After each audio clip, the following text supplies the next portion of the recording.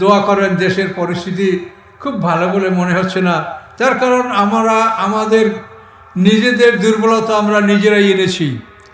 আমরা যেটা অতীতে করেছি সেটার ফল আমরা বর্তমানে ভোগ করছি। এগুলো খোলা কথা আমি বলতে পারছি না। এটা আমাদের এই অবস্থাটা, আমরা যে এখন দুর্বল, এটা আমরাই করেছি। এটা আমাদের অতীতের কর্মফল আমরা এখন ভোগ করছি। আমরা বুঝি নাই যে এটা আমরা ভুল করছি। তো যাই হোক, কথা বলে কোনো লাভ নাই। আমরা আল্লাহর আইনের পক্ষে থাকবো ইনশাল্লাহ।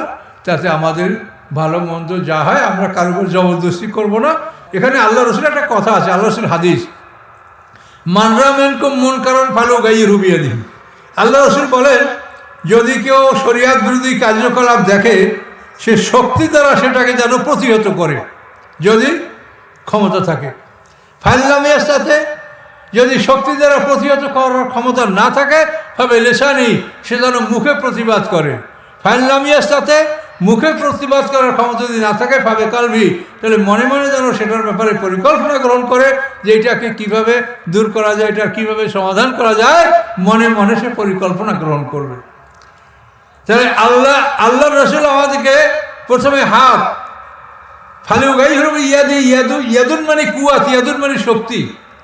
তো এখন দেখেন, এই যে আল্লাহ রসুল হাত দ্বারা অন্যায়কে প্রতিহত করতে বলা হয়েছে, আপনাদের কিন্তু সেই সময়টা এখন আসছে যে আপনারা আপনাদের হাত দ্বারা এমন একটা জায়গায় যদি আপনারা সিল দেন, যে জায়গায় সিল দিলে পরে সমাজ থেকে অন্যায়টা দূরীভূত হবে, সেটা আপনারা বোঝেন না। এই যে মাকড়াগুলো আছে, কোন মাকড়ায় কী চায়, সবারই তো একটা ম্যানিফেস্টো আছে। তাহলে এখন আল্লাহ রসুল বলছেন, অন্যায়কে তুমি হাত দ্বারা প্রতিহত করো। তো আপনারা তো আপনাদের হাতেই তো এখন কাগজটা আসতেছে যে আপনি কোনখানে সিলটা মারলে সমাজ থেকে অন্যায়টা দূর হতে পারে, ঠিক কিনা বলেন? কাজে সেই হিসাবে আপনি আপনার হাতটাকে যদি আপনি সঠিকভাবে ব্যবহার করেন, তো আল্লাহর কাছে আপনি বিনিময় পাবেন। কে কি করলো, কে কি না করলো, আপনার কাজ হলো আপনাকে আল্লাহ তাআলা যেটা বলেছেন সেটা আপনি তাদেরকে বুঝায় বলবেন, কারোর সাথে জোর জবরদস্তি নাই। তাহলে এখানেও কিন্তু আল্লাহ রসুলের হাদিস যে আল্লাহ রসুল বলছেন তুমি হাত দ্বারা অন্যায়কে প্রতিহত করো। তো আমরা তো হাত দ্বারাই এটা করার মতো একটা সুযোগ আমাদের আসছে। তলোয়ার লাগে না, লাঠি ছোটা লাগে না। আপনার হাতটাকে আপনি যদি সঠিকভাবে মানে ব্যবহার করতে পারেন, তাহলে এর মাধ্যমেই আপনি সমাজ থেকে অন্যায়টাকে দূর করতে পারেন। তো এই জন্য এইসব বিষয়গুলি চিন্তা করে আপনারা ভালো পথে কাজ করার চেষ্টা করবেন। তো আল্লাহ রসুল বলেন, তোমরা দিন কায়েম করে রাখো। যদি সুরায়া সেতারার কাছেও আল্লাহর দিন থাকে, তো একদল যুবক সেখান থেকে আল্লাহর দিনকে আহরণ করবে। তো এই আল্লাহ রসুলের কথার উদ্দেশ্য হলো যে তোমরা দিন কায়েম করে যদি রাখতে পারো কোনো জায়গায়, তো সারা পৃথিবী থেকে মানুষ তোমাদেরকে দেখে সেখান থেকে দিন তারা সংগ্রহ করবে। কাজে দিন যদি কোথাও কায়েম না থাকে, তো মানুষ কোথায় দিন পাবে, কোথায় বলবে যে দিন আছে? এই জন্য আল্লাহ তাআলা দিন কায়েম করার জন্য কঠিনভাবে আমাদেরকে আদেশ দিয়েছেন। কাজে এই দিন কায়েমের প্রতি আপনাদের মানে মনোযোগ থাকতে হবে, আগ্রহ থাকতে হবে, এবং কেউ যেন এটাকে অবহেলা না করেন।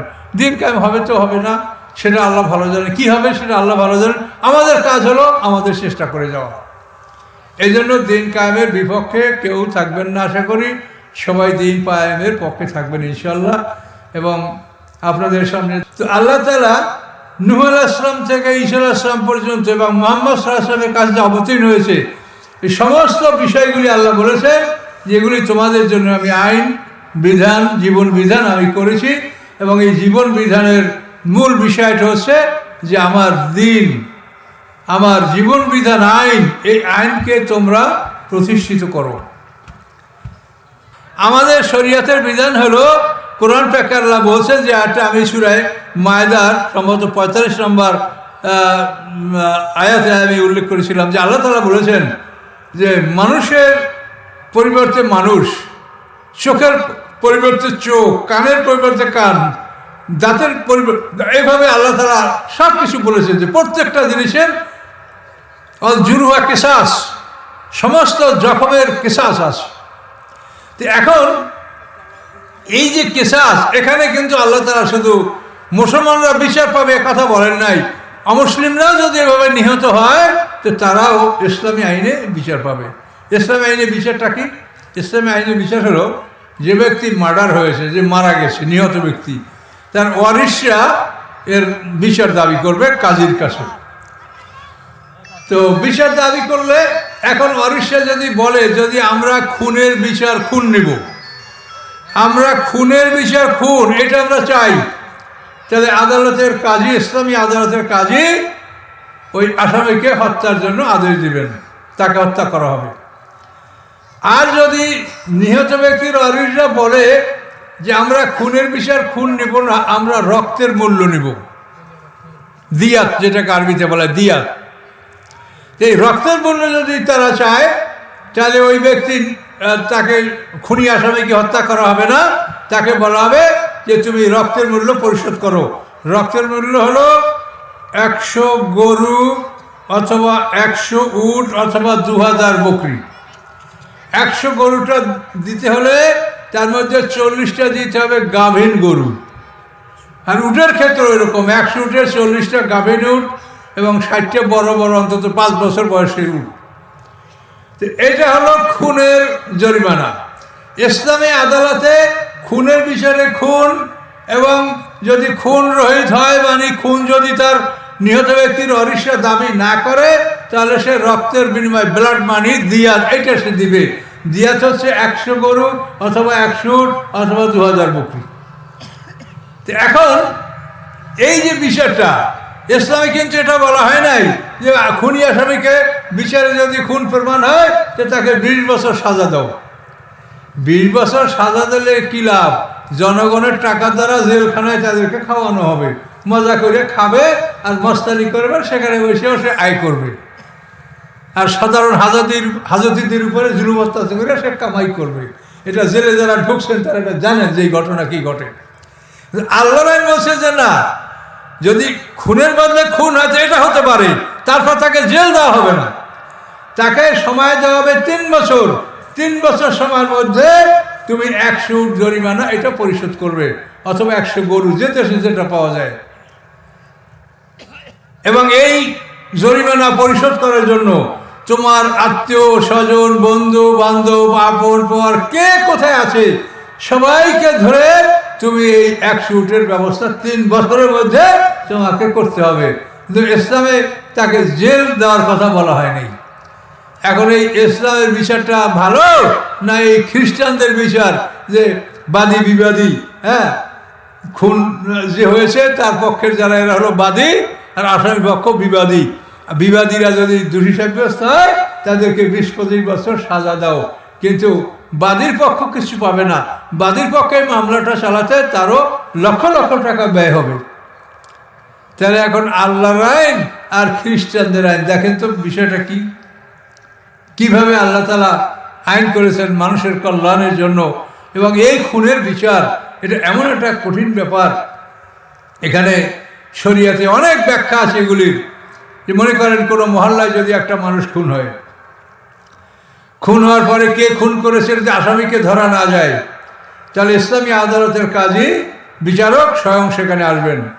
আইসা সেই মহল্লার 50 জন মানে জ্ঞানী মানুষ, 50 জন 1 নম্বর মানুষ তারা ডেকে বের করবেন। তারপরে বলবেন যে আপনি বলেন, এক একজনকে বলবেন যে আপনি বলেন যে এই মানুষটাকে আপনি খুন করেছেন, যদি না করে থাকেন তো বলেন যে আল্লাহর কসম আমি একে মারিনি, কে মেরেছে আমি যা জানি না।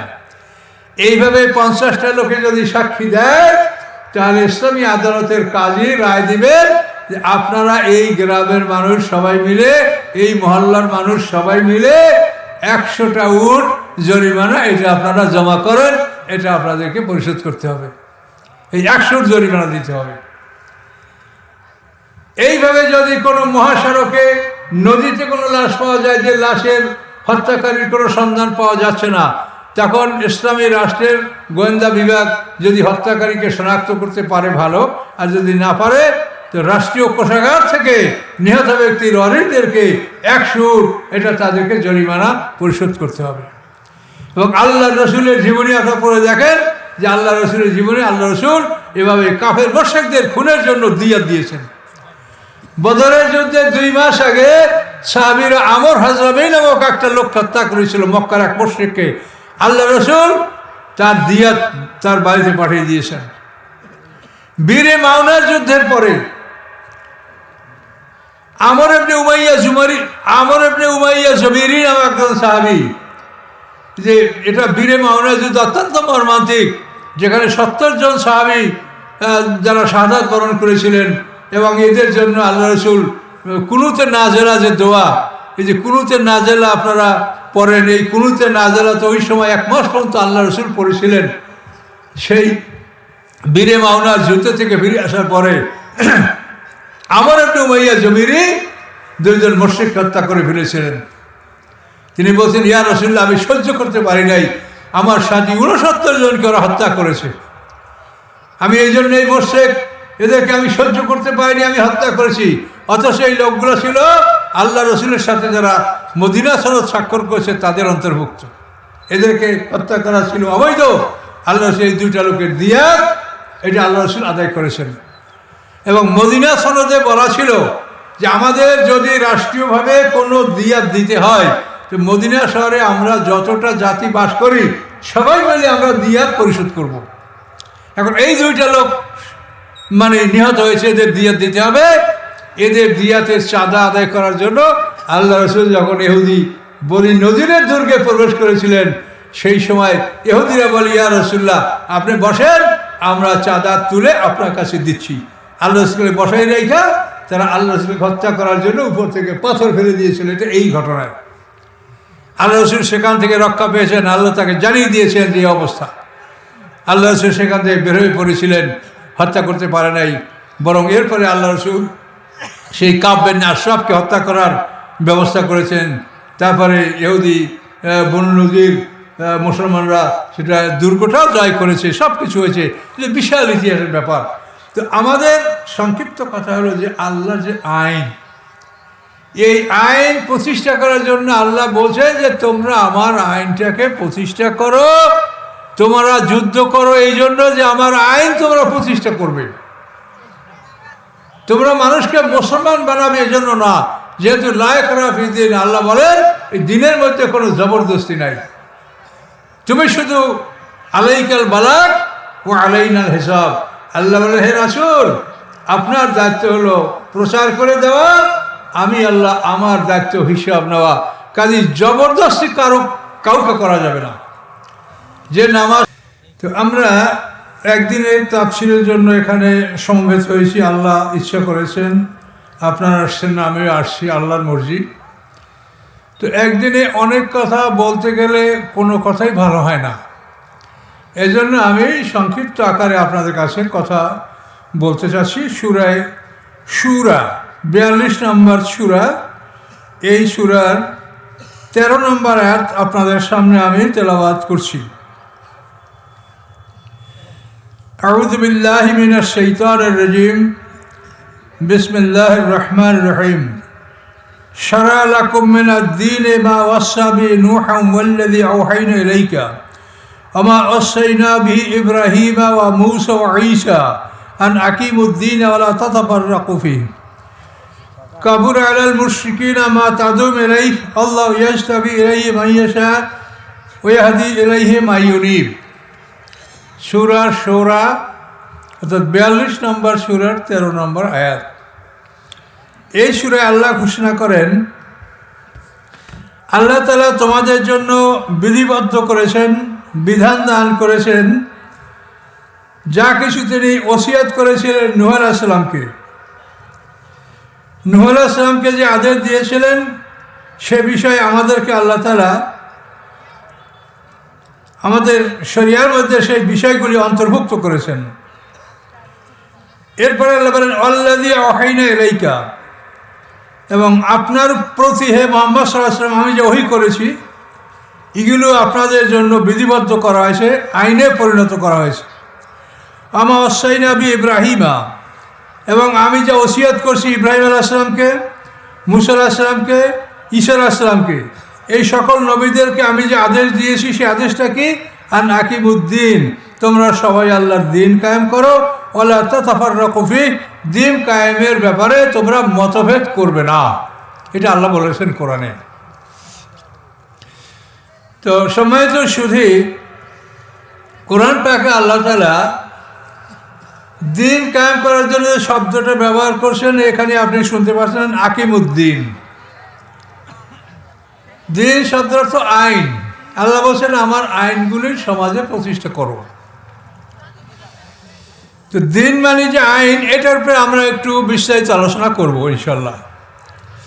এখানে আল্লাহ তাআলা নূহ আলাইহিস সালাম থেকে আমাদের শরীয়তের সীমানাটা ধরছেন, যে নূহ আলাইহিস সালাম থেকে মুসা আলাইহিস সালাম, ঈসা আলাইহিস সালাম, ইব্রাহিম আলাইহিস সালাম, সকল পয়গম্বরদের যে বিধান ছিল, আইন ছিল, সেগুলি আমাদের জন্য আল্লাহ তাআলা আইনে পরিণত করেছেন।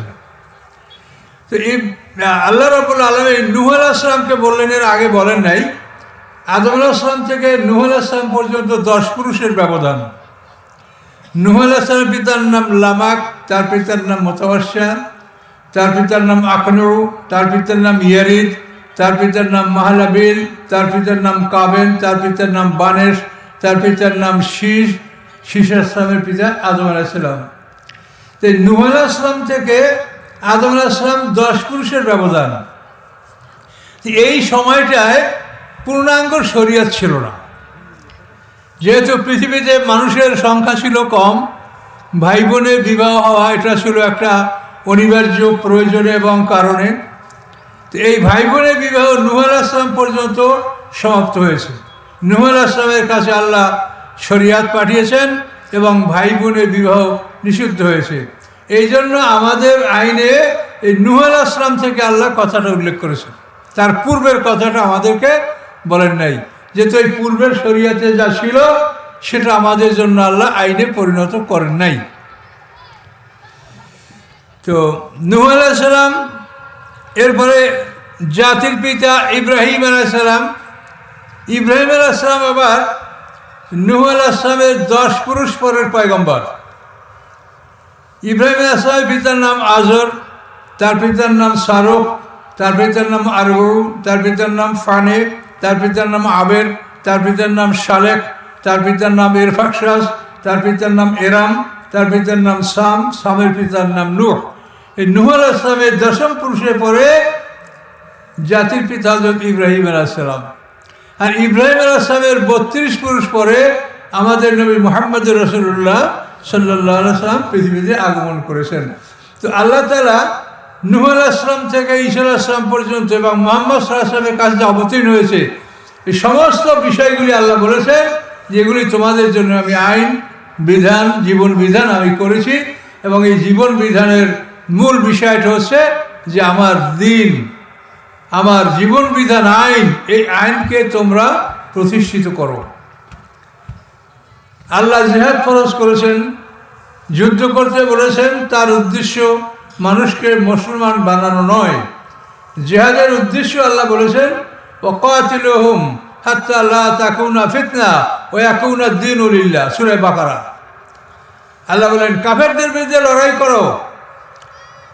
ওয়াকাতিলুহুম হাত্তা লা তাকুনা ফিতনা, পৃথিবী থেকে ফিতনা দূরীভূত না হওয়া পর্যন্ত তোমরা কাফেরদের বিরুদ্ধে লড়াই করো। ওয়া ইয়াকুনু দ্বীনু লিল্লাহ, এবং একমাত্র আইন যেন আল্লাহর হয়। এটা সূরা বাকারায় বলা হয়েছে। সূরা বাকারায় বলা হয়েছে ওয়া ইয়াকুনু দ্বীনু কুল্লুহু লিল্লাহ, অর্থাৎ সমস্ত পৃথিবীতে যেন আল্লাহর দিন প্রতিষ্ঠিত হয়। আল্লাহর দিনের মধ্যে হিন্দু, মুসলমান, খ্রিস্টান, বৌদ্ধ সকলের জন্য সুব্যবস্থা আছে। আল্লাহর দিন শুধু মুসলমানদের জন্য নয়, এই আইনে সকলের জন্য ধর্মীয় স্বাধীনতা আল্লাহ তাআলা বজায় রেখেছেন। এই দিনটা শুধু মুসলমানদের জন্য নয়। দেখেন সূরা মায়দার সম্ভবত 45 নম্বর আয়াতে দেখেন যে আল্লাহ রাব্বুল আলামিন সেখানে ঘোষণা করেছেন যে মানুষের আন্নান নাফসা বিন নাফসে, মানুষের পরিবর্তে মানুষ, অর্থাৎ বিচারের ক্ষেত্রে আল্লাহ বলেন নাই যে মোমেন হত্যা করলে তার পরিবর্তে হত্যাকারীকে হত্যা করা হবে। আল্লাহ বলছেন মোমেন, মোমেন না মানুষ, মানুষের পরিবর্তে মানুষ। এখানে মুসলমান, হিন্দু, খ্রিস্টান, বৌদ্ধ বলেন নাই, যে কোনো মানুষ খুন হলে সে বিচার পাবে। তো এই বিচার বা আইন কানুনগুলো কি, এটা আমি আলোচনা করব আপনাদের সামনে ইনশাল্লাহ। তো আগে দিন মানে আইন, এই কথাটা আমি একটু বলতে যাব আপনাদের কাছে। দিন মানে আইন, আর দিন মানে প্রতিদান। সূরা ফাতিহায় বলা হয়েছে মালিক ইয়াউমিদ্দিন। এখানে এই দিন শব্দটা তো প্রতিদান, প্রতিদান দিবস, অর্থাৎ আমরা যে আমল করেছি এর প্রতিদান আল্লাহ তাআলা আমাদেরকে একটা দিনে আমাদেরকে দিবেন। সেই দিনটা সম্পর্কে আল্লাহ বলেছেন, সেটা হলো মেকদারু 50 আলফা সানা, 50,000 বছরের সমান একটা দিন। সেই দিনে আল্লাহ আমাদেরকে প্রতিদান দিবেন। তো ফাতিহায় যে বলা হয়েছে মালিক ইয়াউমিদ্দিন, তো এই দিনের অর্থ হলো প্রতিদান দিবস। আল্লাহ তাআলা প্রতিদান দিবসের মালিক, তিনি সেই দিনে আমাদের প্রতিদান দিবেন, আমাদের প্রাপ্য পরিপূর্ণরূপে তিনি সেই দিন দান করবেন। অবিশ্বাসীদের যে যা করেছে তার প্রতিদান সেদিন সে পাবে, মালিক ইয়াউমিদ্দিন। আবার দিন শব্দের অর্থ আনুগত্য, এটাও আছে। তো সম্মানিত শুধু আমরা এখানে শুধু দিন মানে আইন এই বিষয়টির উপরে আলোচনা করব। তো এই বিষয়টা আলোচনা করতে গেলে হযরত ইউসুফ আলাইহিস সালামের জীবন থেকে কিছু কথা আমাদেরকে বলতে হবে ইনশাআল্লাহ। ইউসুফ আলাইহিস সালামকে, তিনি একজন পয়গম্বর। তার পিতার নাম ইয়াকুব আলাইহিস সালাম। ইয়াকুব আলাইহিস সালামের পিতার নাম হলো ইসহাক আলাইহিস সালাম। ইসহাক আলাইহিস সালামের পিতার নাম হলো ইব্রাহিম আলাইহিস সালাম। তাহলে ইব্রাহিম আলাইহিস সালামের পুত্র ইসহাক আলাইহিস সালাম, অর্থাৎ ইব্রাহিম আলাইহিস সালামের দ্বিতীয় পুত্র। ইব্রাহিম আলাইহিস সালামের প্রথম পুত্র হলো ইসমাইল আলাইহিস সালাম, দ্বিতীয় পুত্র ইসহাক আলাইহিস সালাম। ইসমাইল আলাইহিস সালামের 13 বছর পরে এই ইসহাক আলাইহিস সালাম জন্মগ্রহণ করেছে। ইব্রাহিম আলাইহিস সালামের 88 বছর বয়সে ইসমাইল আলাইহিস সালাম জন্মগ্রহণ করেছেন মা হাজেরার পেটে। আর এই 13 বছর পরে ইসহাক আলাইহিস সালাম জন্মগ্রহণ করছেন মা সারার পেটে। এই ইসহাক আলাইহিস সালামের পুত্র হল ইয়াকুব আলাইহিস সালাম। ইয়াকুব আলাইহিস সালামের 12 জন পুত্র সন্তান ছিলেন। ইউসুফ আলাইহিস সালাম, বিনিয়ামিন, এরা 2 ভাই 1 মায়ের। এর মায়ের নাম ছিল রাহিল। আর ইয়াহুদলাবিরা 10 ভাই, তাদের মায়ের নাম হচ্ছে লাইয়া। লাইয়া এবং রাহিল এরা 2 জন আপন বোন ছিলেন। সেই যুগে আপন 2 বোনকে বিবাহ করা যায়ছিল। লাইয়া এবং রাহিল, এদের পিতার নাম হচ্ছে লাবান। এই লাবান হচ্ছে ইয়াকুব আলাইহিস সালামের মামাতো বোন, এই 2 বোন লাইয়া এবং রাহিল। তো লাইয়ার পেটে ইয়াহুদলাবিরা 10 ভাই, আর রাহিলের পেটে ইউসুফ আলাইহিস সালাম, বিনিয়ামিন, এই 2 ভাই। এই 12 ভাই হলো, মানে এই 12 সন্তান ইয়াকুব আলাইহিস সালামের সন্তান। এই সন্তানদেরকে কোরআন পাকে বলা হয় বনি ইসরাইল। আপনারা কোরআন শরীফে বহু জায়গায় এই বনি ইসরাইল শব্দটা পাবেন। বনি মানে সন্তান, ইসরাইল হলো ইয়াকুব আলাইহিস সালামের অপর নাম। ইয়াকুব আলাইহিস সালামরা যমজ 2 ভাই ছিলেন, ইয়াকুব এবং আয়েস। তো ইয়াকুব আলাইহিস সালাম সম্পর্কে ব্যাপক আলোচনা কোরআনে আসে, কিন্তু আয়েজের আলোচনাটা কোরআনে তেমন আসে নাই। এই আয়েজের বংশ থেকে আপনারা আইয়ুব নবীর নাম শুনেছেন। আইয়ুব নবী, যাকে আল্লাহ তাআলা রোগ ব্যাধি দিয়া পরীক্ষা করেছিলেন, এই আইয়ুব নবী হযরত এই আয়েজের বংশধর। ইয়াকুব এবং আয়েজ, আয়েজ বড়, ইয়াকুব হলো ছোট, 2 ভাই যমজ। তো সম্মানিত সুধী, আমরা দিন মানে আইন এই কথাটা হযরত ইউসুফ আলাইহিস সালামের জীবন থেকে আপনাদের কাছে আমি বলতে চাচ্ছি। ইউসুফ আলাইহিস সালাম হলেন ইয়াকুব আলাইহিস সালামের পুত্র। ইউসুফ আলাইহিস সালামকে সূরা ইউসুফ নামে একটা সূরা আছে কোরআনে, এবং আল্লাহ এই সূরাটাকে বলেছেন আহসানুল কাসাস, সবচেয়ে সুন্দর কাহিনী। আহসানুল কাসাস সূরা ইউসুফ। তো এই সূরাটার আমরা আংশিক আলোচনা করব। ইউসুফ আলাইহিস সালাম কুয়ার থেকে আল্লাহ তাআলা তাকে মুক্তি দিলেন। মালিক বিন জার তাকে মানে পানি তুলতে গিয়ে কুয়ার থেকে তিনি তাকে তুলেছিলেন। মিশরে তাকে বিক্রি করা হয়েছিল। মিশরের কেতফির, মিশরের প্রধানমন্ত্রী তাকে খরিদ করেছিলেন। এরপরে জুলাইখার ষড়যন্ত্রে ইউসুফ আলাইহিস সালাম জেলে ঢুকেছিলেন। এরপরে তিনি রাজার স্বপ্নের ব্যাখ্যা দান করার কারণে তিনি জেল থেকে মুক্তি লাভ করেছিলেন। এরপরে ইউসুফ আলাইহিস সালাম মিশরের রাজা হয়েছিলেন। তিনি মিশরের যখন রাজা হয়ে গেছেন, তো কথাটা সংক্ষিপ্ত বলতে গেলে কষ্ট হয় যে ইউসুফ আলাইহিস সালাম যে স্বপ্নের ব্যাখ্যা করেছিলেন, সেই স্বপ্নের ব্যাখ্যা ছিল যে 7 বছর প্রচুর ফসল ফলবে, তারপর 7 বছর দুর্ভিক্ষ হবে। মিশরের রাজা যে স্বপ্নটা দেখেছিলেন, ভয়ঙ্কর স্বপ্ন, যে নীল নদী, এই নীল নদ পানিতে থই থই করে ভরছে। নীল নদটা কোথায়? এটা মিশরের মধ্যে নীল নদ।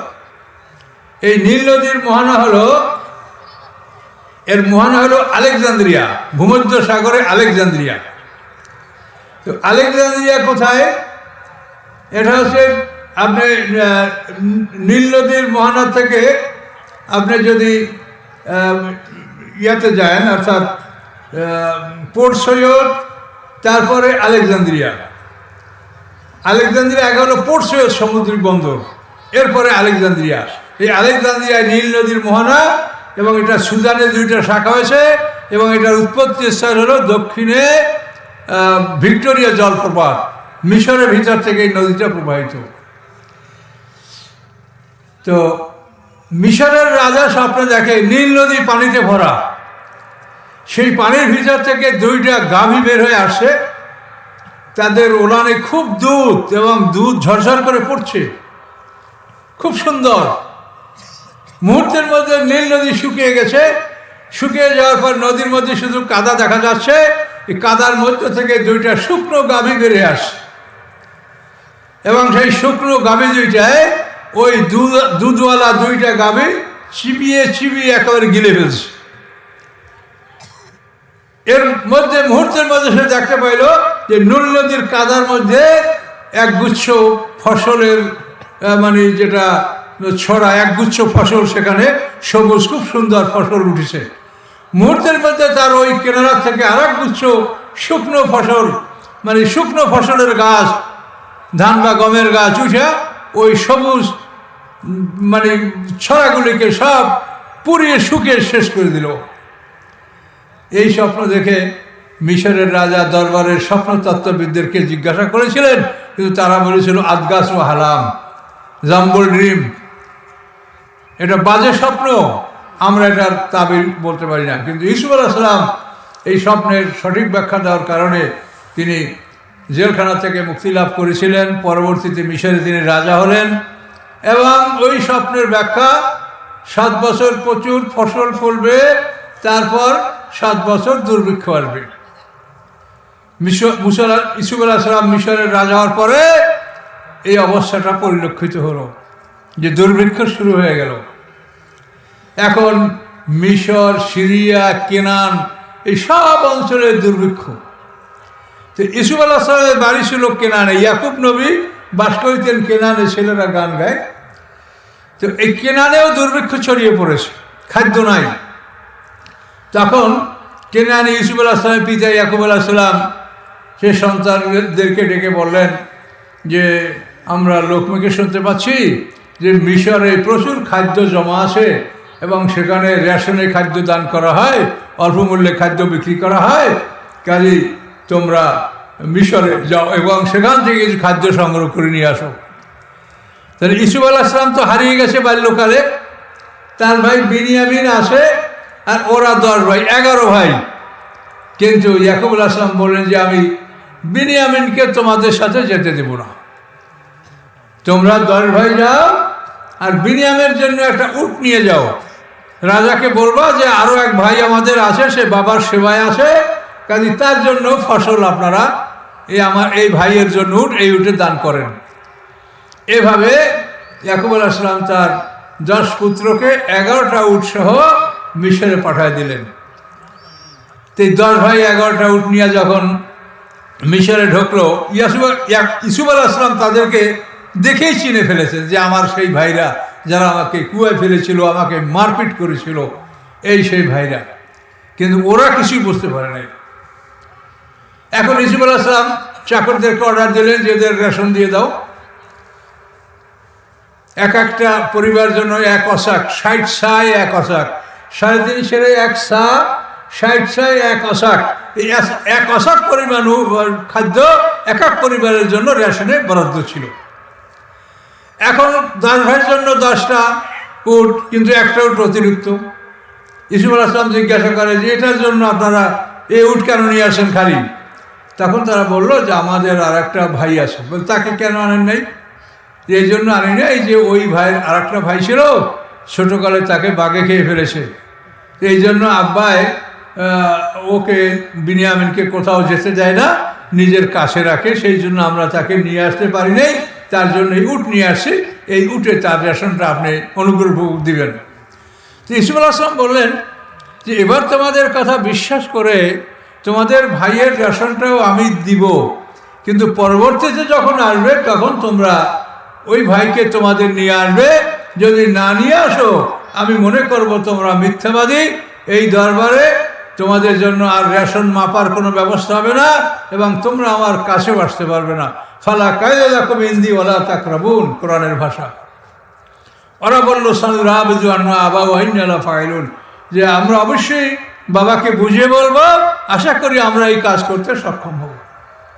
তো ইউসুফ আলাইহিস সালাম চাকরদেরকে বললেন যে এই কিনানি কাফেলা তাদের রেশনের মূল্য বাবদ যে টাকাগুলো দিয়েছে এগুলি তাদের একটা বস্তার মধ্যে গোপনে ঢুকিয়ে দাও।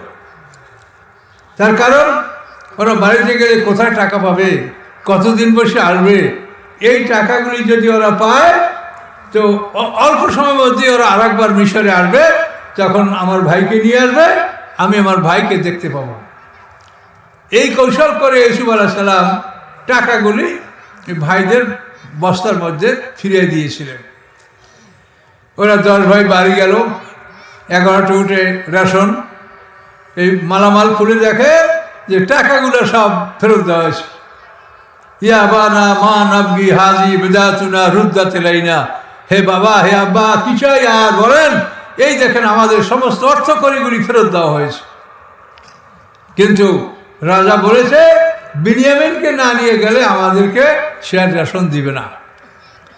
তখন ইয়াকুব আলাইহিস সালাম বাধ্য হইয়া তাদের থেকে অনেক শপথ নিয়ে কড়াকড়ি করে যে তোমরা ইউসুফ আলাইহিস সালামের ব্যাপারে যা করেছো সেটা আবার যেন না ঘটে, কাজে তোমরা খুব সাবধানে চলাফেরা করবে এবং আমার সন্তানকে যেন তোমরা ক্ষতি না করো। ওরা আল্লাহর শপথ করলো, কসম করলো যে না আমরা বিনিয়ামিনের কোনো ক্ষতি করব না।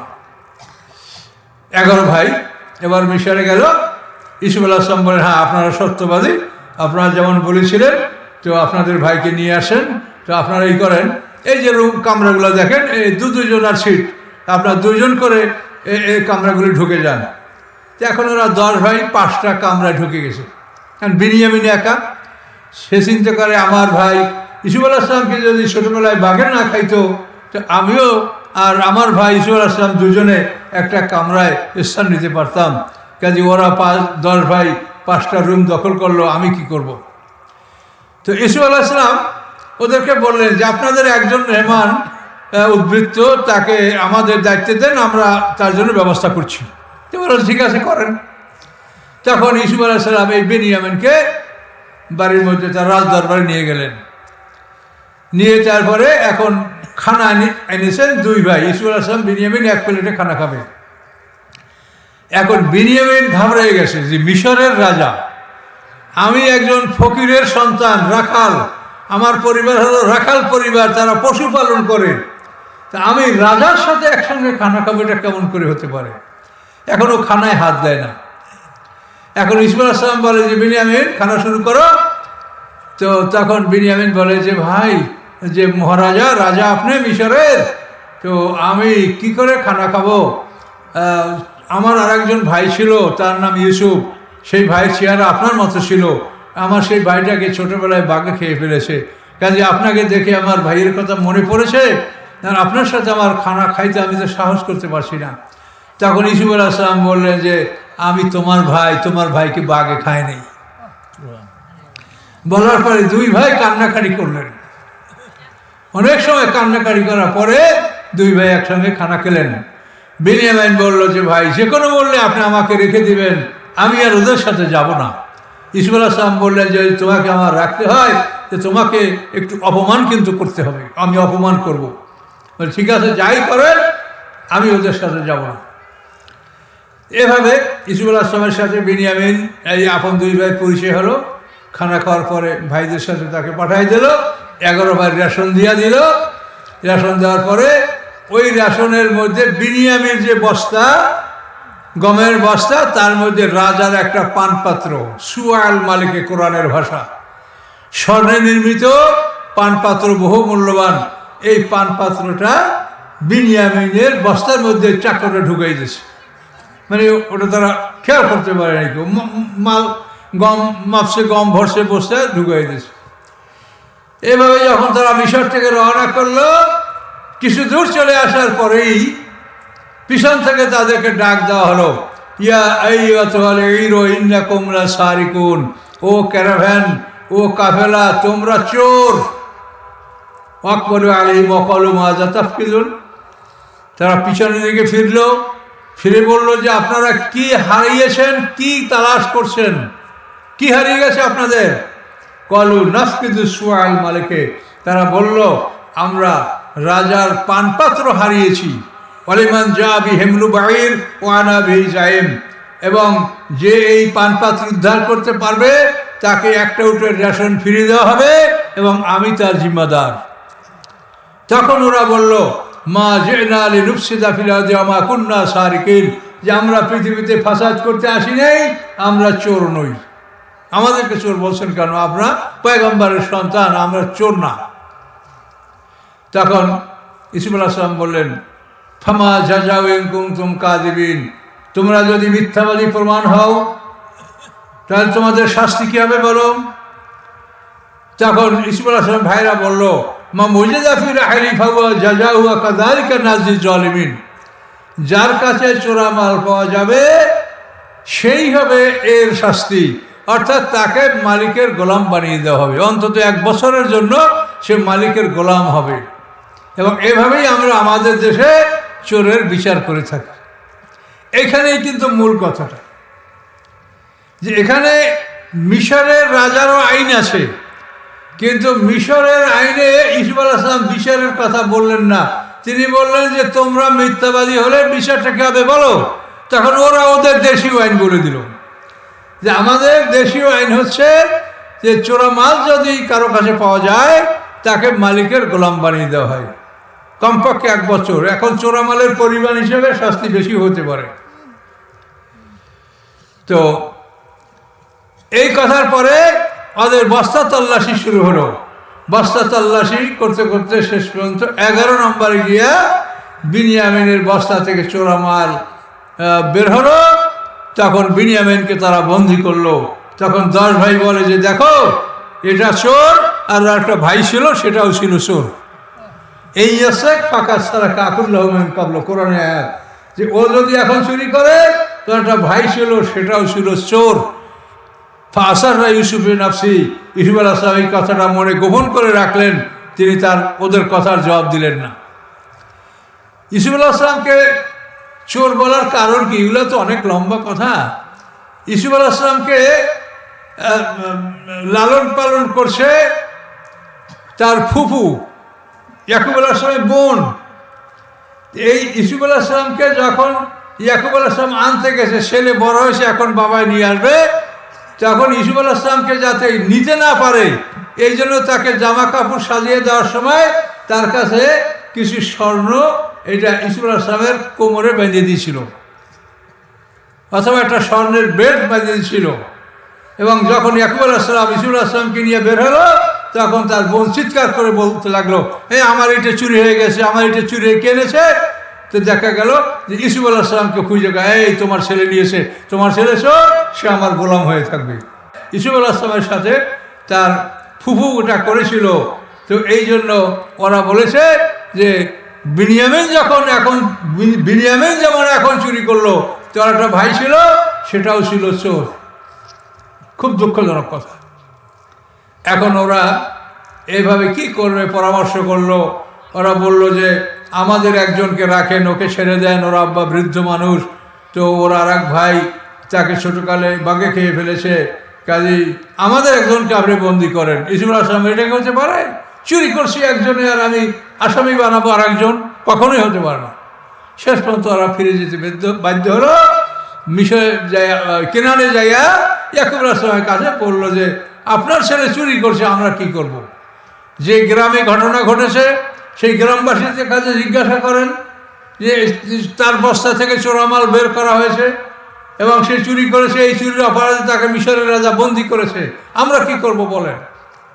ইয়াকুব আলাইহিস সালাম বললেন যে তোমরা এগুলি সাজিয়েছ, তোমাদের কোনো কথা আমি বিশ্বাস করি না, তোমরা আবার মিশরে যাও, আমার কাছে সামান্য কিছু মুদ্রা আছে, মানে খোটা মুদ্রা, মানে যে মুদ্রাগুলি ভালো না, সেগুলো তো মানে সোনার উপর মুদ্রা ছিল, ওই কাগজের টাকা না, সেগুলি ছিল কিছুটা খারাপ ধরনের, এই মুদ্রাগুলি নিয়ে যাও আর আমার একটা চিঠি নিয়ে যাও। সেই চিঠিতে ইয়াকুব আলাইহিস সালাম ইউসুফ আলাইহিস সালামকে সালাম দিয়েছেন এবং তারপরে লিখেছেন যে হে মিশরের রাজা, বহুদিন আগে আমার একটা ছেলে হারিয়ে গেছে, সেই সন্তানের জন্য কাঁদতে কাঁদতে আমার চোখ দুইটা অন্ধ হয়ে গেছে। তারপর আপনি আবার আমার একটা সন্তানকে চুরির দায়ে দোষী সাব্যস্ত করে বন্দী করলেন। আমরা পয়গম্বরের বংশধর, আমাদের বংশের চোর হতে পারে না। আমরা হযরত ইব্রাহিম আলাইহিস সালামের বংশধর, ইব্রাহিম আলাইহিস সালাম আমার দাদা, কাজে আমরা সেই বংশের মানুষ, আমাদের বংশের চোর হতে পারে না। আপনি আমার একজন সন্তানকে চোর করে তাকে বন্দী করেছেন, আমার আরেকটা ছেলে আগে হারিয়ে গেছে, আমার বড় কষ্ট হচ্ছে, আপনি আমার এই সন্তানকে ছেড়ে দেন। এই চিঠিটা ইউসুফ আলাইহিস সালামকে যখন দেওয়া হলো, ভাইরা ইউসুফ আলাইহিস সালামকে চিঠি দিলেন। ইউসুফ আলাইহিস সালাম চিঠিটা পড়ে কাঁদতে শুরু করলেন। তার কারণ প্রায় 40 বছর আগে ইউসুফ আলাইহিস সালাম হারিয়ে গেছে। ইউসুফ আলাইহিস সালাম কাঁদছেন যে আব্বা, আপনাকে আমি আবার কষ্ট দিয়েছি, আমি হারিয়েছি সেজন্য আপনি কেঁদেছেন, আর বিনিয়ামিনকে আমি বন্দী করে আপনাকে আবার আমি কষ্ট দিয়েছি। আপনি যদি জানতেন যে আমি আপনার ছেলে, তা আপনি মিশরের রাজা বলে আমাকে সম্বোধন করতেন না, আপনি বলতেন স্নেহের ইউসুফ। এখন ইউসুফ আলাইহিস সালাম কাঁদতেছেন। ওরা তাকাই দেখেন যে আমাদের রাজার চিঠি পড়ে মিশরের রাজা কাঁদে কেন, কি ব্যাপার? আমাদের বাবা একজন ফকির মানুষ, একজন রাখাল মানুষ, আর ইনি হলেন মিশরের সম্মানিত রাজা, তো আমাদের আব্বার চিঠি পড়ে মিশরের রাজা কাঁদে কেন? ইউসুফ আলাইহিস সালাম চিন্তা করলেন যে এখন পরিচয় গোপন করার আর সময় নাই।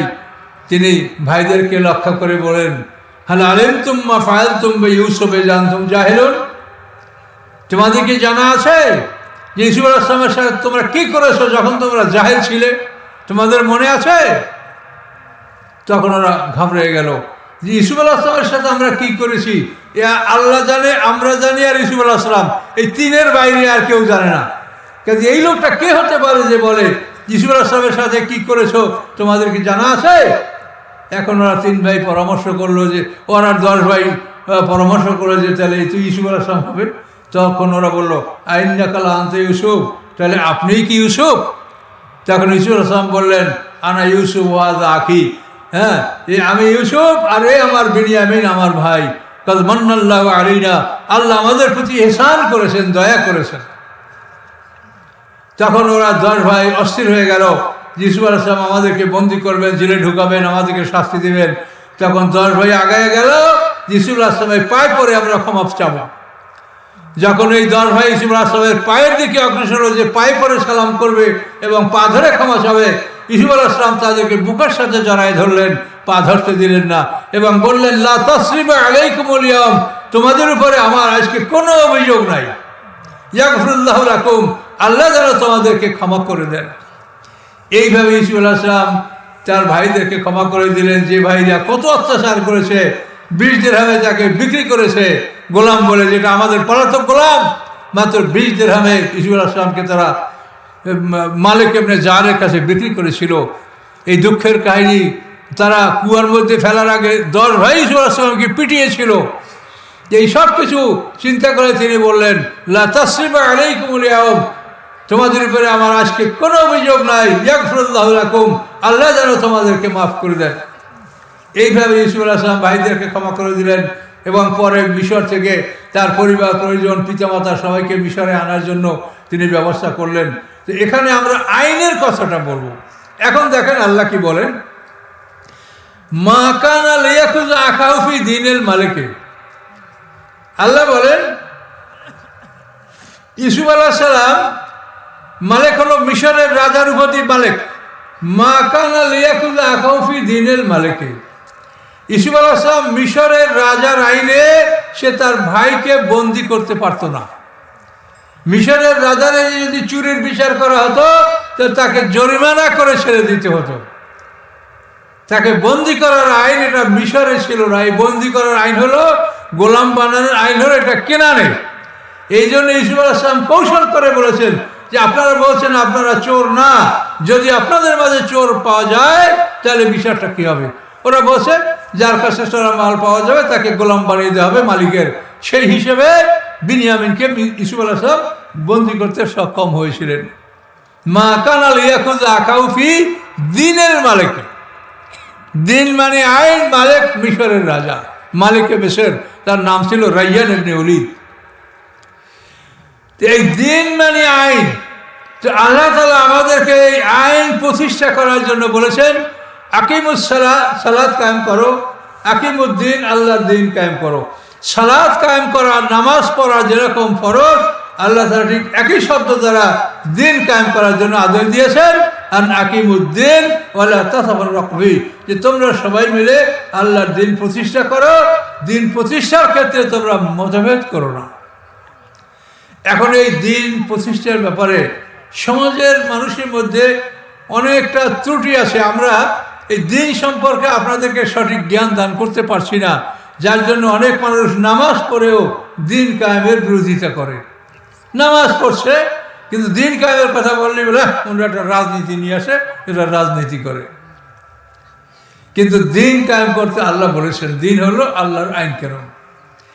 এখন এই আইন কানুনগুলি আপনাদেরকে কিছু ব্যাখ্যা না দিলে আপনারা বুঝবেন না। আল্লাহর আইন যেমন যেমন খুন, আল্লাহর আইন যদি আমি ধারাবাহিক বলতে যাই তো এই সিরিয়ালে আসতে হয়, সেটা এই সংক্ষিপ্ত সময় হয় না। আমাদের কোরআনে, আমাদের শরিয়াতে, আমাদের সিরাতাল মুস্তাকিমে যে বিচার ব্যবস্থাটা আছে, এই বিচার ব্যবস্থাটা হলো মানে অপরাধটা 3টে ভাগে ভাগ করা হয়েছে। হুদুদ, কেসাস, তাজির। একটু বলেন তো মুখে কি বলছি? হুদুদ, কেসাস, তাজির। হুদুদ হচ্ছে আল্লাহবাদী কেস। আল্লাহবাদী কেস হলো 5টা: চুরি, ডাকাতি, জেনা, জেনার অপবাদ, শরাব পান করা। এই 5টা কেস এর বিচারের নাম হলো হুদুদ, আল্লাহবাদী কেস। এই কেসের বাদী স্বয়ং আল্লাহ তাআলা। কেসাস হলো মারামারি, কাটাকাটি, খুনাখুনি। এই মানুষবাদী কেস হলো এই কেসাস। তাজির হলো জেনারেল কেস, ভালো মন্দ সব ধরনের বিধান হলো এই তাজিরের মধ্যে। হুদুদ, কেসাস, তাজির, এটা হলো আমাদের শরীয়তের দণ্ডবিধান। কিন্তু 1860 সনে পাক ভারত উপমহাদেশ থেকে মুসলমানদের কাজীপদ বিলুপ্ত করা হয়েছে এবং হুদুদ, কেসাস, তাজিরের পরিবর্তে ফৌজদারি আদালত আইন প্রবর্তন করা হয়েছে। সকলে জোরে বলুন নাউজুবিল্লাহ। কত সনে? 1860 সনে। এই 1860 সন পর্যন্ত এগুলি ইতিহাস আপনাদের জানতে হয়। 1757-এ পলাশির যুদ্ধে নবাব সিরাজউদ্দৌলা শাহাদাত বরণ করেন। 1857-এ সেফাই বিদ্রোহ হয়। তো 1860 সনে মুসলমানদের কাজীপদ বিলুপ্ত করে ভারতবর্ষে এই ফৌজদারি আদালত আইন আনা হয়। কিন্তু আপনারা মুসলমান, আমরা মুসলমান, আমাদের শরীয়তের নাম দ্বীন ইসলাম, আমাদের রাস্তার নাম সিরাতাল মুস্তাকিম। বলেন এই সিরাতাল মুস্তাকিমে দণ্ডবিধানের নাম হচ্ছে হুদুদ, কেসাস, তাজির। এইটা আপনারা কয়জনে জানেন বলেন? দুঃখ করবেন না, এটা আপনারা না, কেউ জানে না। তার কারণ আমাদের ত্রুটি আছে। আমরা আলেমরা ওয়াজ করতে আসতেই বড় বড় কেসা কাহিনী, গল্প গুজব, যার কোনো দলিল পত্র নাই, অধিকাংশ জাল কথা, এগুলি দিয়ে আমরা সময় নষ্ট করি এবং কতক্ষণ পর প্রায় একটা গান গাই। এই গান গাওয়া তো যাত্রা পার্টি। গান গাওয়ার জন্য কি তাফসির মাহফিল? একজন বক্তা গান গাবে তাফসির মাহফিলে? বলেন তো এগুলো কি কালচার? এখন যে সমস্ত আপনারা যাদেরকে ভাইরাল বক্তা মনে করেন, দেখি সবাই গান গায়। এটা কি যাত্রা? তাফসির হলো কোরআনের কথাগুলি মানুষকে বলতে হবে, কোরআনের জ্ঞান দিতে হবে যে আল্লাহ কোরআনে কি বলেছেন। তাহলে আমরা আজকে মানে অন্ধের মতো আমরা আছি। আমরা জানি না যে আমাদের সিরাতাল মুস্তাকিম যে রাস্তা, এই রাস্তাটা কি দিয়ে তৈরি বলেন? এই যে সূরা ফাতিহায় আমরা দৈনিক 32 বার সূরা ফাতিহাটা পড়ি। কতবার? 32 বার। 17 রাকাত ফরজ নামাজে 17 বার, 15 রাকাত সুন্নাত নামাজে 15 বার। তো 15 আর 17 কত? 32 বার সূরা ফাতিহাটা পড়ি। এটা কেন আল্লাহ এত পড়তে বলেছেন আমাদেরকে বলেন? এটার মধ্যেই পুরা কোরআনের, এটাকে বলে উম্মুল কোরআন, কোরআনের মা। কোরআনের সব কথাগুলি এই সূরা ফাতিহার মধ্যে আছে। আপনি যদি অনুসন্ধান করতে পারেন, আপনি যদি জ্ঞান চর্চা করতে পারেন, তো কোরআনের সব কথাগুলি সূরা ফাতিহার মধ্যে পাবেন। তো বিশেষ করে এই যে সিরাতাল মুস্তাকিম, এই সিরাতাল মুস্তাকিম রাস্তাটা এটা তৈরি হয়েছে কোরআন দ্বারা। কোরআনের একটা আয়াত আপনি প্রতিষ্ঠা করবেন, লা ইলাহা ইল্লাল্লাহ মুহাম্মাদুর রাসূলুল্লাহ, এই কলেমা যখন আপনি পাঠ করবেন, তখন সিরাতাল মুস্তাকিম রাস্তার পেভমেন্ট, মানে যেটা একেবারে নিচে যেটা করা হয়, এটাকে কি বলা হয় বাংলায়? পেভমেন্ট বলা ইংরেজিতে। মানে একেবারে মূল ফাউন্ডেশনটা আর কি, রাস্তার একেবারে তলের যেটা ইট বা খোয়া দেওয়া, ওইটা পেভমেন্ট। লা ইলাহা ইল্লাল্লাহ মুহাম্মাদুর রাসূলুল্লাহ, এটা হলো আমাদের শুরু। এরপরে যখন আপনি সালাত কায়েম করবেন, তখন মনে করেন সিরাতাল মুস্তাকিমের 1 কিলোমিটার রাস্তা আপনি কায়েম করলেন। এরপরে যদি সালাতের পর সম কায়েম করেন, আপনি আর 1 কিলোমিটার রাস্তা করলেন। এরপরে হজ, যাকাত, জিহাদ, এই যত বিধান আছে এগুলি আপনি আস্তে আস্তে প্রতিষ্ঠা করবেন। আর সিরাতাল মুস্তাকিম রাস্তা, পৃথিবীর থেকে জান্নাত পর্যন্ত এই রাস্তাটা তৈরি হবে। সিরাতাল মুস্তাকিম রাস্তাটা তৈরি হওয়ার জন্য মাল ম্যাটেরিয়ালস আছে এই 2 মলাটের মধ্যে। এই মাল দ্বারা সিরাতাল মুস্তাকিম রাস্তাটা তৈরি করতে হয়। কি বুঝতে পারেছেন? এই রাস্তাটা তৈরি করার জন্য মূল প্ল্যানদাতা হলেন আল্লাহ তাআলা, এবং এই রাস্তাটা সঠিকভাবে নির্মাণ করার ইঞ্জিনিয়ার হচ্ছেন রাসূল সাল্লাল্লাহু আলাইহি সাল্লাম, এবং এই রাস্তা তৈরি করার লেবার ছিল সাহাবায়ে কেরাম রিদওয়ানুল্লাহ তাআলা আলাইহিম আজমাইন। সকলে জোরে বলুন সুবহানাল্লাহ। কি বলতে পারছেন? সিরাতাল মুস্তাকিমের মাল ম্যাটেরিয়ালস হলো এই কোরআন মাজিদের 2 মলাটের মাঝখানে। এর ইঞ্জিনিয়ার হচ্ছেন রাসূল সাল্লাল্লাহু আলাইহি সাল্লাম, প্ল্যানদাতা হচ্ছেন স্বয়ং আল্লাহ তাআলা, এবং লেবার হচ্ছে সাহাবায়ে কেরাম। এরা মিলে এই সিরাতাল মুস্তাকিম রাস্তা কায়েম করেছেন। বিদায় হজের দিন আল্লাহ রসুল ঘোষণা লাভ করেছেন, আল-ইয়াওমা আকমালতু লাকুম দীনাকুম, আজকে তোমাদের দিনকে আমি পূর্ণতা দান করলাম। সকলে বলুন সুবহানাল্লাহ। ঠিক কিনা বলেন?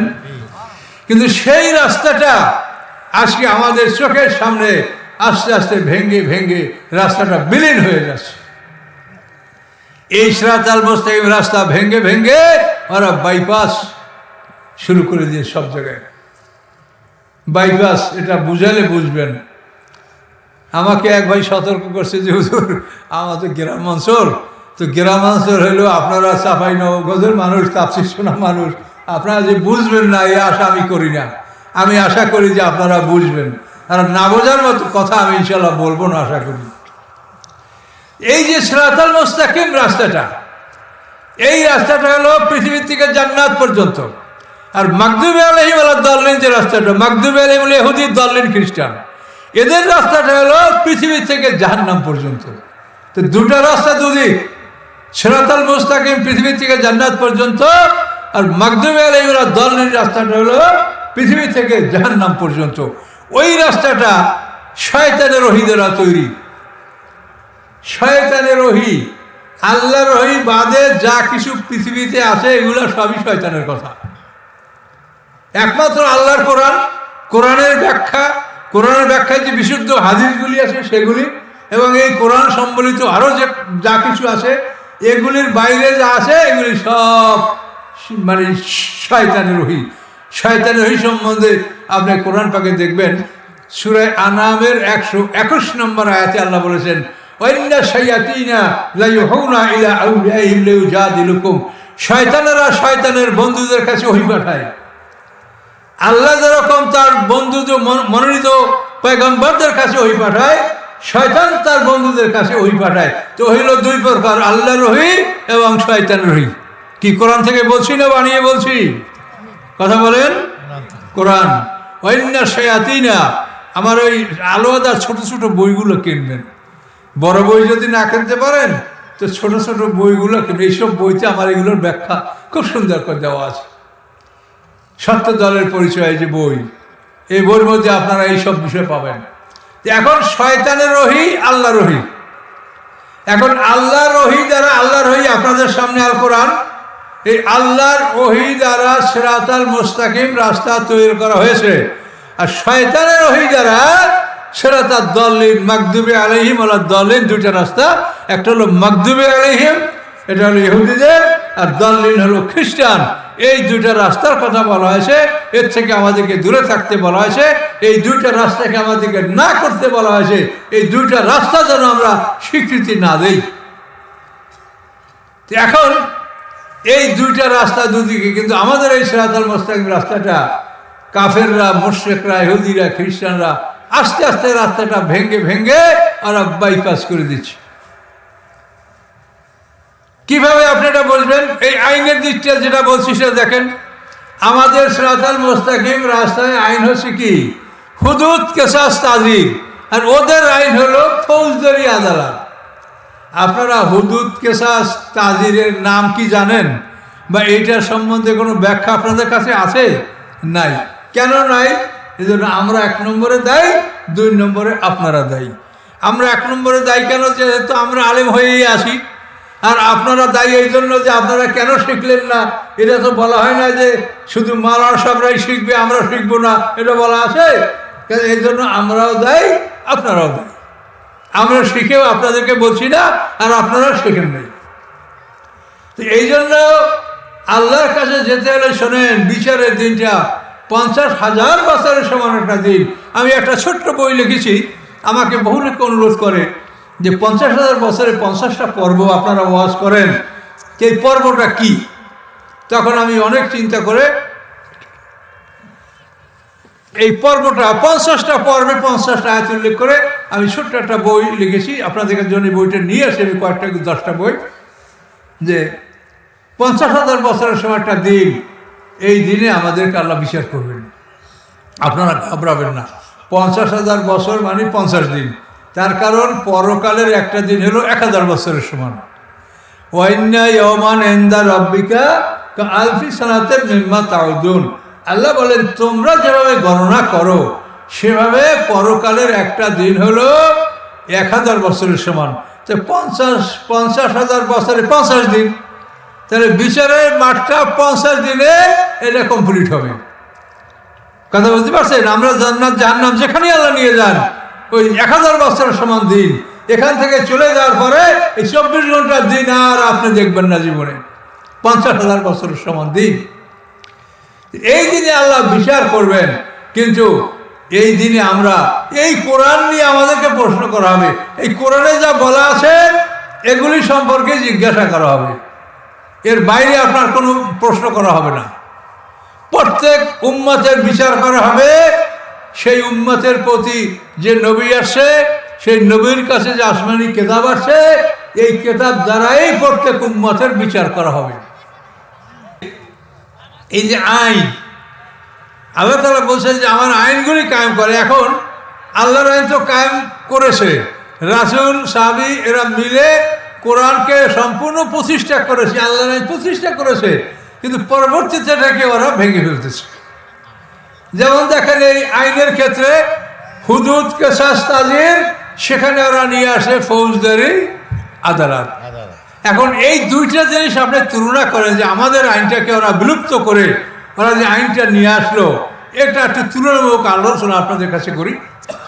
আমাদের শরীয়তের বিধান হলো কোরআন পাকে আল্লাহ বলছেন যে একটা আমি সূরা মায়দার সম্ভবত 45 নম্বর আয়াতে আমি উল্লেখ করেছিলাম যে আল্লাহ তাআলা বলেছেন যে মানুষের পরিবর্তে মানুষ, চোখের পরিবর্তে চোখ, কানের পরিবর্তে কান, দাঁতের পরিবর্তে, এইভাবে আল্লাহ তাআলা সব কিছু বলেছেন যে প্রত্যেকটা জিনিসের জুরুহা কিসাস, সমস্ত জখমের কিসাস আছে।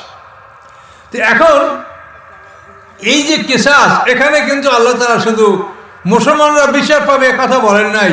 অমুসলিমরাও যদি এভাবে নিহত হয় তো তারাও ইসলামী আইনে বিচার পাবে। ইসলামী আইনে বিচারটা কি? ইসলামী আইনে বিচার হলো যে ব্যক্তি মার্ডার হয়েছে, যে মারা গেছে, নিহত ব্যক্তি, তার ওয়ারিশরা এর বিচার দাবি করবে কাজীর কাছে। তো বিচার দাবি করলে এখন ওয়ারিশরা যদি বলে, যদি আমরা খুনের বিচার খুন নেব, আমরা খুনের বিচার খুন এটা আমরা চাই, তাহলে আদালতের কাজী, ইসলামী আদালতের কাজী ওই আসামিকে হত্যার জন্য আদেশ দিবেন, তাকে হত্যা করা হবে। আর যদি নিহত ব্যক্তির ওয়ারিশরা বলে যে আমরা খুনের বিচার খুন নেব না, আমরা রক্তের মূল্য নেব, দিয়াত যেটাকে আরবিতে বলে দিয়াত, এই রক্তের মূল্য যদি তারা চায়, তাহলে ওই ব্যক্তি তাকে খুনি আসামিকে হত্যা করা হবে না, তাকে বলা হবে যে তুমি রক্তের মূল্য পরিশোধ করো। রক্তের মূল্য হলো 100 গরু অথবা 100 উট অথবা 2000 বকরি। 100 গরুটা দিতে হলে তার মধ্যে 40টা দিতে হবে গাভীন গরু। আর উটের ক্ষেত্রে এরকম 100 উটে 40টা গাভীন উট এবং 60টা বড় বড় অন্তত 5 বছর বয়সের উট। তো এটা হলো খুনের জরিমানা। ইসলামী আদালতে খুনের বিচারে খুন, এবং যদি খুন রহিত হয়, মানে খুন যদি তার নিহত ব্যক্তির ওয়ারিশরা দাবি না করে, তাহলে সে রক্তের বিনিময়ে ব্লাড মানি দিয়াত এটা সে দিবে। দিয়াত হচ্ছে 100 গরু অথবা 100 উট অথবা 2000 বকরি। তো এখন এই যে বিষয়টা ইসলামে কিন্তু এটা বলা হয় নাই যে খুনি আসামিকে বিচারে যদি খুন প্রমাণ হয় তো তাকে 20 বছর সাজা দাও। 20 বছর সাজা দিলে কি লাভ? জনগণের টাকা দ্বারা জেলখানায় তাদেরকে খাওয়ানো হবে, মজা করে খাবে আর মস্তানি করবে, সেখানে বসেও সে আয় করবে, আর সাধারণ হাজতিদের উপরে জুলুম অত্যাচার করে সে কামাই করবে। এটা জেলে যারা ঢুকছেন তারা এটা জানেন যে এই ঘটনা কি ঘটে। আল্লাহ বলছে যে না, যদি খুনের বদলে খুন আছে এটা হতে পারে, তারপর তাকে জেল দেওয়া হবে না, তাকে সময় দেওয়া হবে 3 বছর। 3 বছর সময়ের মধ্যে তুমি 100 উট জরিমানা এটা পরিশোধ করবে, অথবা 100 গরু, যেতে যেটা পাওয়া যায়। এবং এই জরিমানা পরিশোধ করার জন্য তোমার আত্মীয় স্বজন, বন্ধু বান্ধব, আপন পর কে কোথায় আছে সবাইকে ধরে তুমি এই 100 উটের ব্যবস্থা 3 বছরের মধ্যে তোমাকে করতে হবে। কিন্তু ইসলামে তাকে জেল দেওয়ার কথা বলা হয়নি। এখন এই ইসলামের বিচারটা ভালো না এই খ্রিস্টানদের বিচার, যে বাদী বিবাদী, হ্যাঁ, খুন যে হয়েছে তার পক্ষের যারা এরা হলো বাদী আর আসামি পক্ষ বিবাদী। বিবাদীরা যদি দোষী সাব্যস্ত হয় তাদেরকে 20-25 বছর সাজা দাও, কিন্তু বাদীর পক্ষ কিছু পাবে না। বাদীর পক্ষে মামলাটা চালাতে তারও লক্ষ লক্ষ টাকা ব্যয় হবে। তাহলে এখন আল্লাহর আইন আর খ্রিস্টানদের আইন, দেখেন তো বিষয়টা কি, কিভাবে আল্লাহ তাআলা আইন করেছেন মানুষের কল্যাণের জন্য। এবং এই খুনের বিচার এটা এমন একটা কঠিন ব্যাপার, এখানে শরিয়াতে অনেক ব্যাখ্যা আছে এগুলির। যে মনে করেন কোনো মহল্লায় যদি একটা মানুষ খুন হয়, খুন হওয়ার পরে কে খুন করেছে যদি আসামিকে ধরা না যায়, তাহলে ইসলামী আদালতের কাজী বিচারক স্বয়ং সেখানে আসবেন। আইসা সেই মহল্লার 50 জন মানে জ্ঞানী মানুষ, 50 জন 1 নম্বর মানুষ তারা ডেকে বের করবেন। তারপরে বলবেন যে আপনি বলেন, এক একজনকে বলবেন যে আপনি বলেন যে এই মানুষটাকে আপনি খুন করেছেন। যদি না করে থাকেন তো বলেন যে আল্লাহর কসম আমি একে মারিনি, কে মেরেছে আমি যা জানি না।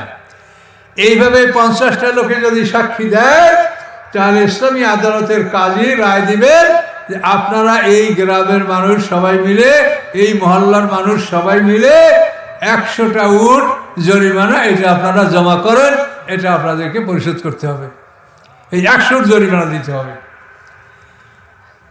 এইভাবে যদি কোনো মহাসড়কে নদীতে কোনো লাশ পাওয়া যায়, যে লাশের হত্যাকারীর কোনো সন্ধান পাওয়া যাচ্ছে না, তখন ইসলামী রাষ্ট্রের গোয়েন্দা বিভাগ যদি হত্যাকারীকে শনাক্ত করতে পারে ভালো, আর যদি না পারে তো রাষ্ট্রীয় কোষাগার থেকে নিহত ব্যক্তির ওয়ারিশদেরকে 100 উট এটা তাদেরকে জরিমানা পরিশোধ করতে হবে। এবং আল্লাহ রসুলের জীবনী আপনারা পড়ে দেখেন যে আল্লাহ রসুলের জীবনে আল্লাহ রসুল এভাবে কাফের মুশরিকদের খুনের জন্য দিয়াত দিয়েছেন। বদরের যুদ্ধে 2 মাস আগে সাহাবীরা আমর হাজরামি নামক একটা লোক হত্যা করেছিল, মক্কার এক মুশরিককে। আল্লাহ রসুল তার দিয়াত তার বাড়িতে পাঠিয়ে দিয়েছেন। বীরে মাওনার যুদ্ধের পরে আমর ইবনে উমাইয়া জুবাইরি নামে একজন সাহাবী, যে এটা বীরে মাওনার যুদ্ধ অত্যন্ত মর্মান্তিক, যেখানে 70 জন সাহাবী যারা শাহাদাত বরণ করেছিলেন, এবং এদের জন্য আল্লাহ রসুল কুনুতে নাজেলা যে দোয়া, এই যে কুনুতে নাজেলা আপনারা পড়েন, এই কুনুতে নাজেলা তো ওই সময় 1 মাস পর্যন্ত আল্লাহ রসুল পড়েছিলেন। সেই বীরে মাওনার যুদ্ধ থেকে ফিরে আসার পরে আমর ইবনে উমাইয়া জুবাইরি 2 জন মুশরিক হত্যা করে ফেলেছিলেন।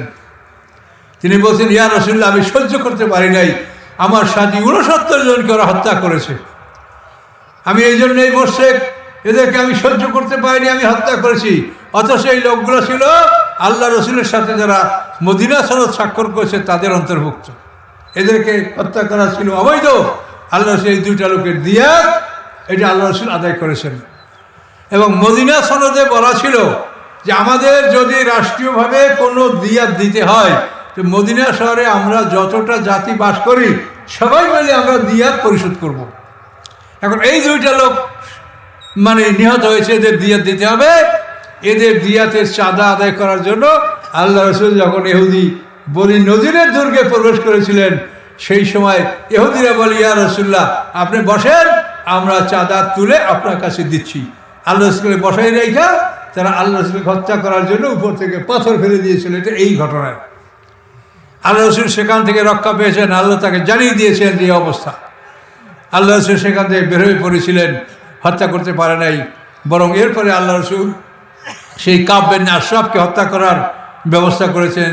তারপরে ইহুদি বনু নজির মুসলমানরা সেটা দুর্গটাও জয় করেছে, সব কিছু হয়েছে, এটা বিশাল ইতিহাসের ব্যাপার। তো আমাদের সংক্ষিপ্ত কথা হলো যে আল্লাহর যে আইন, এই আইন প্রতিষ্ঠা করার জন্য আল্লাহ বলছে যে তোমরা আমার আইনটাকে প্রতিষ্ঠা করো, তোমরা যুদ্ধ করো এই জন্য যে আমার আইন তোমরা প্রতিষ্ঠা করবে। তোমরা মানুষকে মুসলমান বানাবে এই জন্য না, যেহেতু লা ইকরাহা ফিদ্দিন, আল্লাহ বলেন এই দিনের মধ্যে কোনো জবরদস্তি নাই, তুমি শুধু আলাইকাল বালাগ ও আলাইনাল হিসাব। আল্লাহ বলে, হে রাসূল, আপনার দায়িত্ব হলো প্রচার করে দেওয়া, আমি আল্লাহ আমার দায়িত্ব হিসাব নেওয়া। কাজে জবরদস্তি কাউকে করা যাবে না। যে নামাজ পড়ে না তাকে নামাজ পড়তে আপনি বলেন, কিন্তু এই কথা বললেন না যে নামাজ না পড়লে তোমাকে 10টা পিটান দেওয়া হবে। আপনি যদি পিটানের ভয় দেখাইয়া কাউকে নামাজ পড়ান, তাহলে ও লোক নামাজ পড়বে বিনা উজুতে, ঠান্ডা উজু করবে না, নামাজের সেজদা দিয়া গালি দেবে আল্লাহকে, আপনাকে, যে শালার জন্য আমি ঘুমাইতে পারি না, শালা আমারে মারে, আল্লাহু আকবার। কাজে আপনাকে বলে নাই যে জোর করে তুমি নামাজ পড়াও, আপনাকে বলেছে তুমি তাকে দাওয়াত পৌঁছিয়ে দাও, বলো যে এটা আল্লাহর হুকুম, আল্লাহ ফরজ করেছে, তুমি আদায় করো, করলে তুমি জান্নাত পাবে, আর না করলে তোমার শাস্তি হবে, এটা তুমি তাকে বলো। কিন্তু তুমি তার উপরে জবরদস্তি করো না, লা ইকরাহা ফিদ্দিন। তো এই কথাগুলি আপনারা স্মরণ রাখার চেষ্টা করেন যে আল্লাহ তাআলা তার আইন, এই আইন প্রতিষ্ঠা করার জন্য আমাদেরকে বলেছেন। এখন সমাজে আমরা যে অবস্থায় আছি, কি হবে সেটা আল্লাহ ছাড়া আমরা কেউ বলতে পারি না। তারপরও আমরা আল্লাহর আইনের পক্ষে, আল্লাহর বিধানের পক্ষে অবশ্যই আমাদের থাকতে হবে। যদি আল্লাহর আইনের বাইরে কেউ থাকে বা আল্লাহর আইন কায়েমের বিপক্ষে যদি কেউ থাকে, তাহলে সে তো একটা ফরজকে অস্বীকার করলো। কাজে এই জন্য কোনো অবস্থায় আল্লাহর দিন কায়েম হবে কি হবে না আল্লাহ ভালো জানেন। আমাদের কাজ হলো চেষ্টা করা। আল্লাহর দিন কায়েম না হলে আল্লাহর কোনো ক্ষতি নাই। কাজে আমাদের কাজ হলো আল্লাহর পক্ষে থাকা। কথা বুঝতে পারছেন? তো এই জন্য আপনারা সবাই নিজেরাও আল্লাহর দিনের পক্ষে থাকবেন, অন্যদেরকেও বুঝাই বলবেন, সে শুনলে শুনবেন, না শুনলে জবরদস্তি নাই। কাজে এই জন্য আল্লাহর দিনের পক্ষে আমাদেরকে থাকতে হবে, যেহেতু আল্লাহ বলছেন আর আকিমুদ্দিন, এটা ফরজ, আল্লাহর দিন কায়েম করা ফরজ।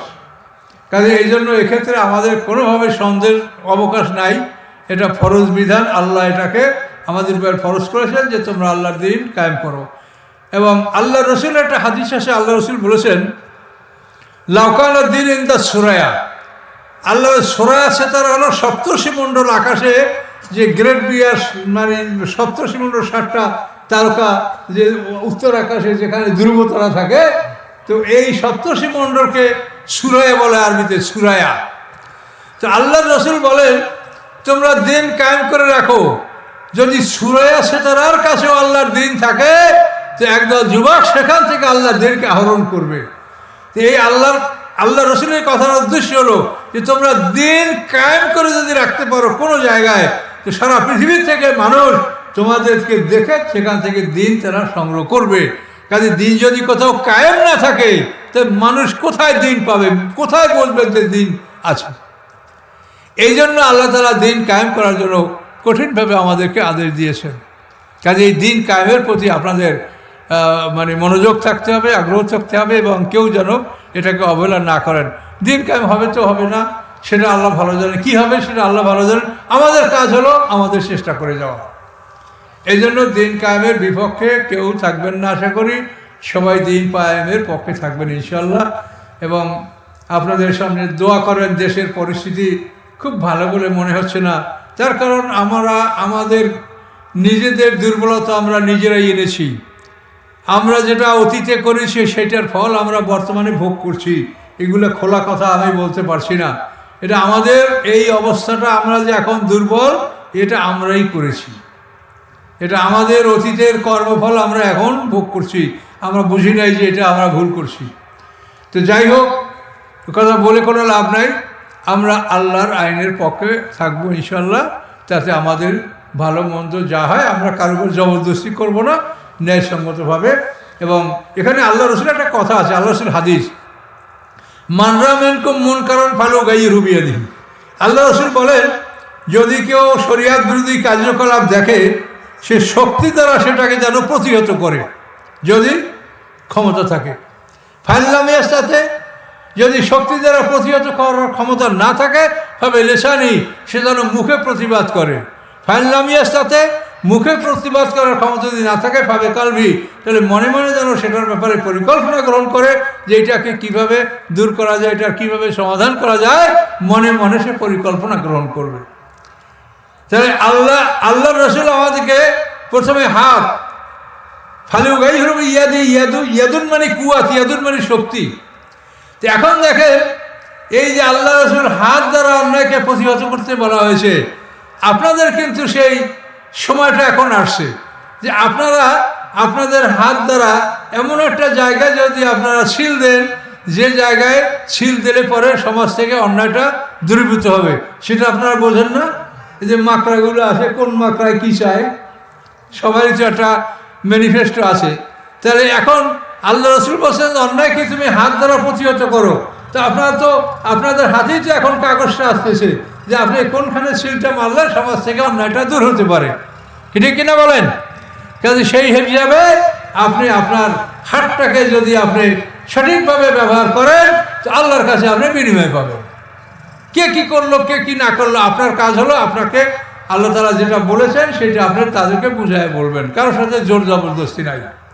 তাহলে এখানেও কিন্তু আল্লাহ রসুলের হাদিস যে আল্লাহ রসুল বলছেন তুমি হাত দ্বারা অন্যায়কে প্রতিহত করো। তো আমরা তো হাত দ্বারাই এটা করার মতো একটা সুযোগ আমাদের আসছে। তলোয়ার লাগে না, লাঠি ছোটা লাগে না। আপনার হাতটাকে আপনি যদি সঠিকভাবে ব্যবহার করতে পারেন তাহলে এর মাধ্যমেই আপনি সমাজ থেকে অন্যায়টাকে দূর করতে পারেন।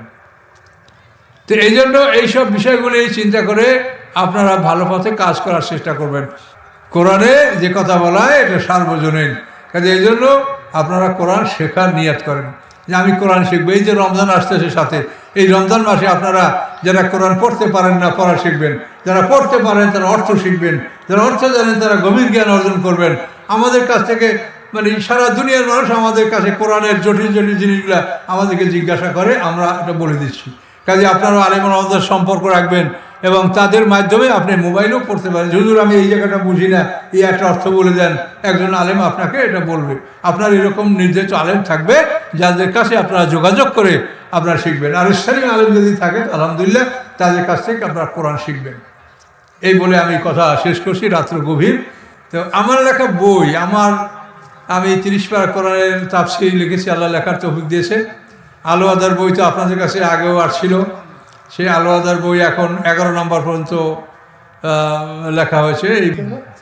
আস্তাগফিরুল্লাহাল্লাযী লা ইলাহা ইল্লা হুয়াল হাইয়ুল কাইয়্যুম ওয়া আতুবু ইলাইহি লা হাওলা ওয়া লা কুওয়াতা ইল্লা বিল্লাহিল আলিয়্যিল আযীম আল্লাহুম্মা সাল্লি আলা মুহাম্মাদিন ওয়া আলা আলি মুহাম্মাদিন কামা সাল্লাইতা আলা ইব্রাহিম ওয়া আলা আলি ইব্রাহিম ইন্নাকা হামিদুম মাজিদ আল্লাহুম্মা বারিক আলা মুহাম্মাদিন ওয়া আলা আলি মুহাম্মাদিন কামা বারাকতা আলা ইব্রাহিম ওয়া আলা আলি ইব্রাহিম ইন্নাকা হামিদুম মাজিদ আল্লাহুম্মা আমিন ربنا آتنا في الدنيا حسنة وفي الآخرة حسنة وقنا عذاب النار يا الله এই মসজিদের অর্থ দিয়েছে, শ্রম দিয়েছে, যারা পায়ে পায়ে হেঁটে আসছে, কদমে কদমে টাকা পয়সা যত সব হয়েছে সমস্ত সব মুহাম্মদ রাসূলুল্লাহ সাল্লাল্লাহু আলাইহি ওয়াসাল্লামের আমলনামায় জমা করে দেন। আদম আলাইহিস সালাম হতে আজ পর্যন্ত আম্বিয়া, আউলিয়া, গাওস, কুতুব, উলামা, ফুজালা, শুহাদা, সালিহিন, সিদ্দিকিন, মুমিনিন, মুমিনাত, মুসলিমিন, মুসলিমাত দুনিয়া থেকে বিদায় নিয়েছেন, তামামের আরওয়াহ পাকে সব পৌঁছে দেন। আল্লাহ আমরা যারা হাত তুলেছি, এই মসজিদে অংশগ্রহণ করেছিলেন, আল্লাহ সকলের পিতা, মাতা, দাদা, দাদি, নানা, নানি, আত্মীয়রা যারা কবরে গেছেন, তামামের আরওয়াহ পাকে সব পৌঁছে দেন। আল্লাহ আমরা যারা বেঁচে আছি ইমানের সাথে আমাদেরকে আপনার বাঁচিয়ে রাখুন এবং ইমানের সহিত আমাদেরকে মৃত্যু দান করুন। আল্লাহ এই তাফসীর মাহফিলকে কবুল করুন, এই মাদ্রাসাকে কবুল করুন, এই অঞ্চলের সমস্ত মানুষদেরকে আপনি আল্লাহ কবুল করুন। আল্লাহ এই কোরআনের উসিলায়, মাদ্রাসার উসিলায়, তাফসীর উসিলায় এদের সকল মুর্দাগানের আযাব থাকলে আপনি মাফ করে দিন। আল্লাহ সুবহানা রাব্বিকা রাব্বিল ইজ্জাতি আম্মা ইয়াসিফুন ওয়া সালামুন আলাল মুরসালিন আলহামদুলিল্লাহি রাব্বিল আলামিন। আসসালামু আলাইকুম।